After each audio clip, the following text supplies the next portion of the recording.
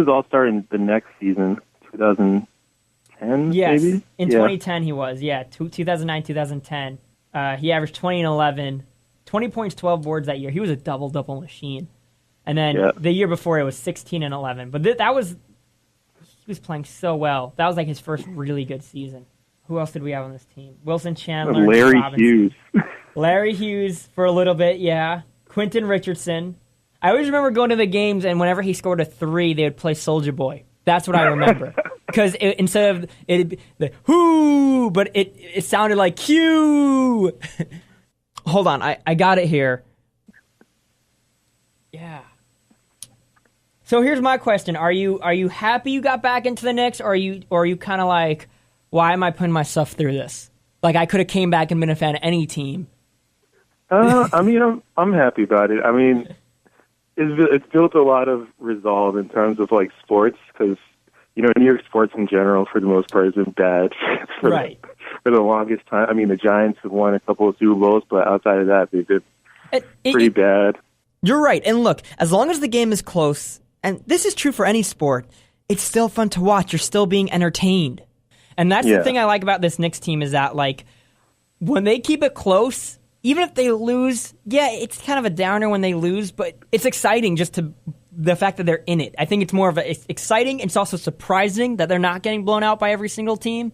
Right, exactly. And it's exciting that they're there, they're in it. We got these young guys, they got energy. And I also think, I don't know if you agree on this, even if we lose, it's kind of like, oh, well, at least we'll get a good draft pick, because this team ain't making the playoffs anyway. I was about to ask you, what's your opinion on tanking? Or, like, even if we, like, I know a lot of people, like, it's, like, a very, like, controversial topic. People are like, no, you got to win every game. And, like, if you say something like, oh, it's okay if we lost, because we're going to get the first-round pick or whatever, but... So my opinion on tanking is, look, I want them to go out and make the games exciting and fun. I want to be able to sit in front of my TV every game and watch and be entertained. The last 2 games where they got blown out, I watched them.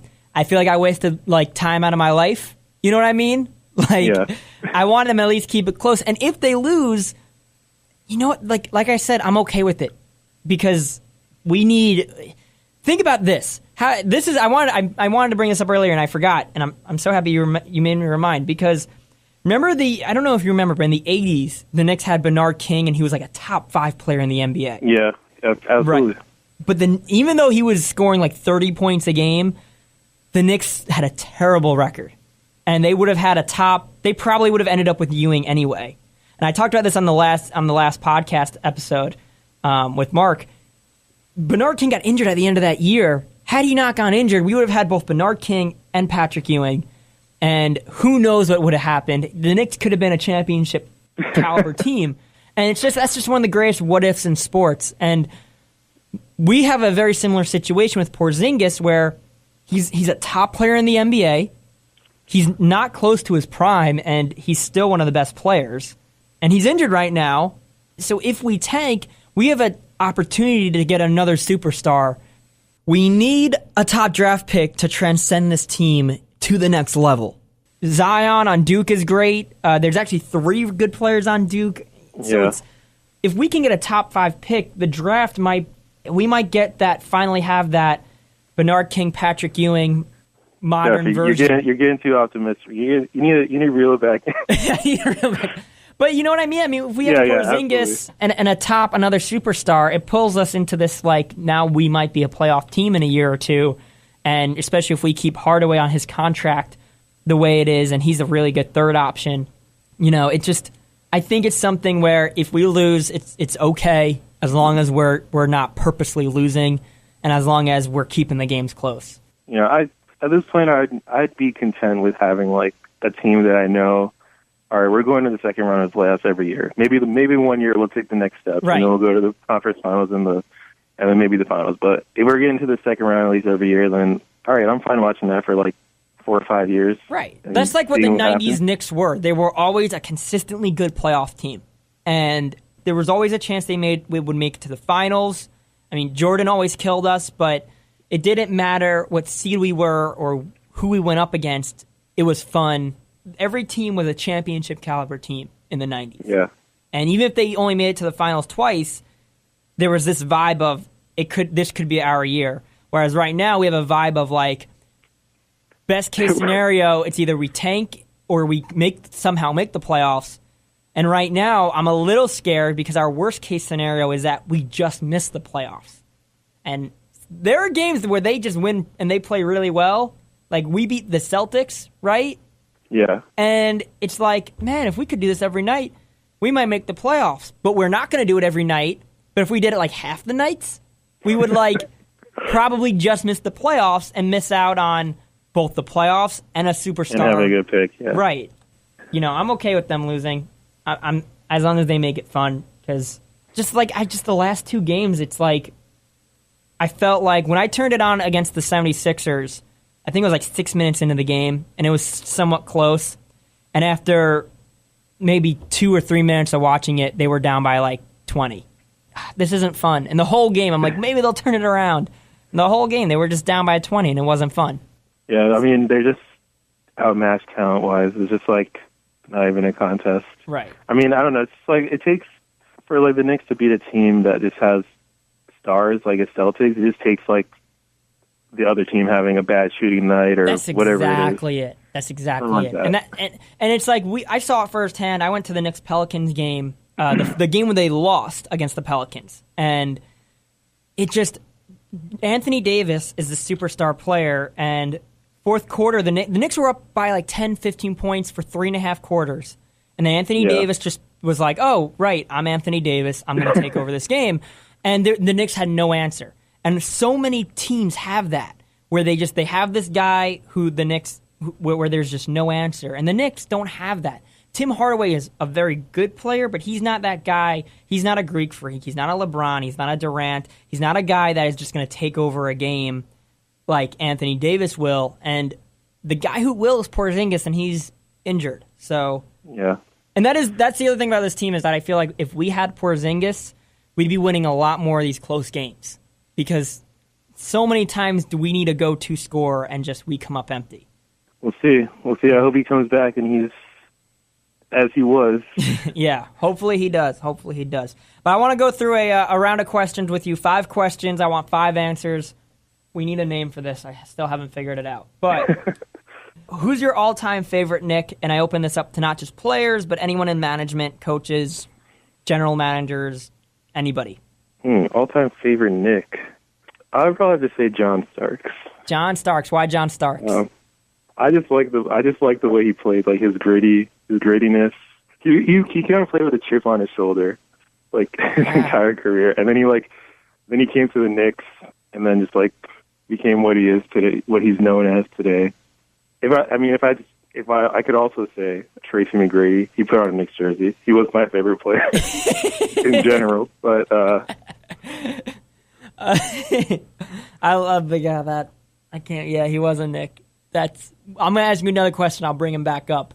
But yeah, you know what I think Starks always had a chip on his shoulder because he played so tough. But he was this 6'3" guy. He wasn't big. But he had that New York toughness. He went to St. John's, and he was a New Yorker.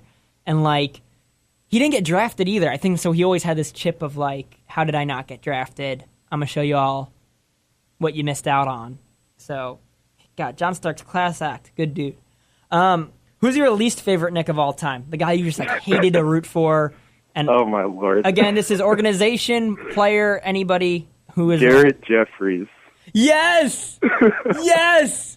Okay. What's your reason? There's no doubt in my mind. I have memories of every time this guy caught the ball, I would be like, why is he on the team? Why is he in the NBA? I despised him. I'm so happy. I've been waiting for someone to say his name. You know what? He is my answer, too, for this question. And he just looks like a derp. You know what I mean? Yeah, exactly. I'm just like, why is this guy on the team? Take him out of the game. But looks aside, he could not make a layup for his life. Exactly. Yeah, he was 6'11". All he had to do was just tap it in, tap it in, and he would miss layups.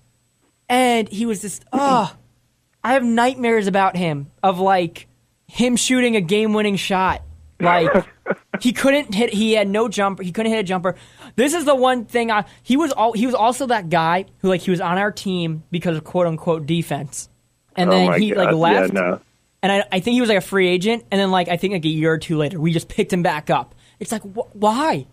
Why is he back? I have no idea, but I remember very clearly there would be points in the game where I'm just like, I would get angry because he had the ball. Why is this guy getting minutes? Please. There are so many times where I feel like he would miss a layup, and like it's just the layups I just remember, and like he misses it, and it's just like my hands would just go up in the air and back down. Like, are you kidding me? I felt like on a game of 1-on-1, I could beat him, even though I'm 5'6" and he's 6'11". I don't know if he was like afraid of contact on the offense. I don't know what he was. The one thing I will say that's good about Jared Jeffries is he was always really good at taking charges. Couldn't block shots, but he took charges. Yeah, that's true. For him being such a good defensive player, he never averaged one steal or one block for an entire season. And he never averaged more than 6.8 points per game or 4.9 rebounds per game. And those stats of his best are not with the Knicks. Yeah, he was awful. I like that was a very quick answer for me. I remember I'm just getting worked up thinking about it right now.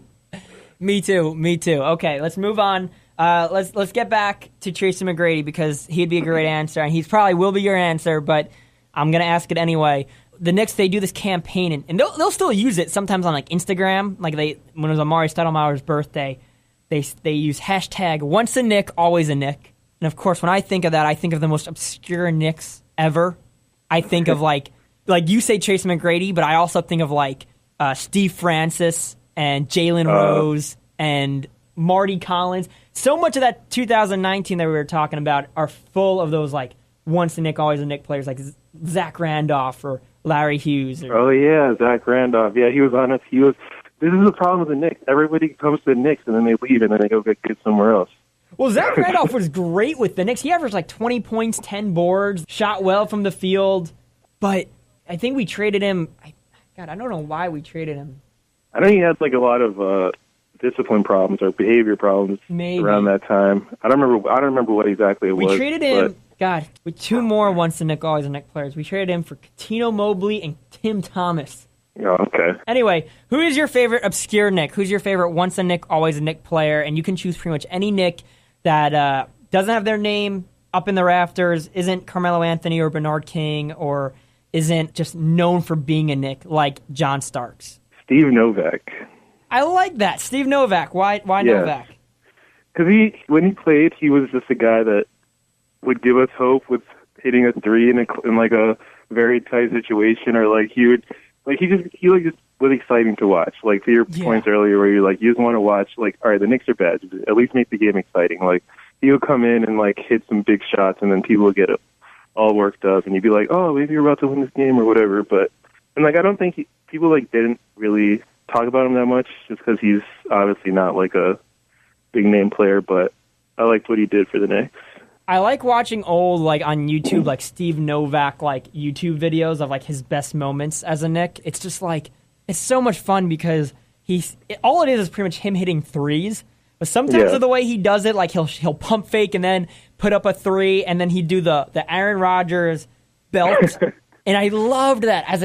I loved that. I think when I was in college and I was like playing like rec ball not every time, but like sometimes when I would like win a game with a three, I would do it just because Novak did. And Novak. On the second episode, I had a friend on who worked with the Knicks during their 2012-2013 season, and I asked her about Novak, what he was like, and she said, you know what? He was that guy who was like a jock, but kind of just happy to be there, where he had this kind of weird confidence, but he was just at the end of the day happy to be on the team and happy to be playing. Because he never really played. And it's kind of a shame that he left the Knicks and didn't really do much. Yeah. I mean, I don't think he was nearly as athletic as like a Kyle Korver. But at least during when he was on the Knicks, like he was that 3-point guy. He was hitting threes like it was nothing. And I remember at first when he like started getting playing time and like minutes, and he was hitting these threes. I think it was because teams didn't know he could hit threes. Like that's what I always thought in my head was that they would just leave him open because who's this weird looking white dude just standing in the corner? I'm not going to guard. I'm going to play off him and help out. And then he would always light him up when he was open. And then even like towards like once teams knew he was the guy hitting threes, he still always hit his shots. I feel like he rarely had a bad game.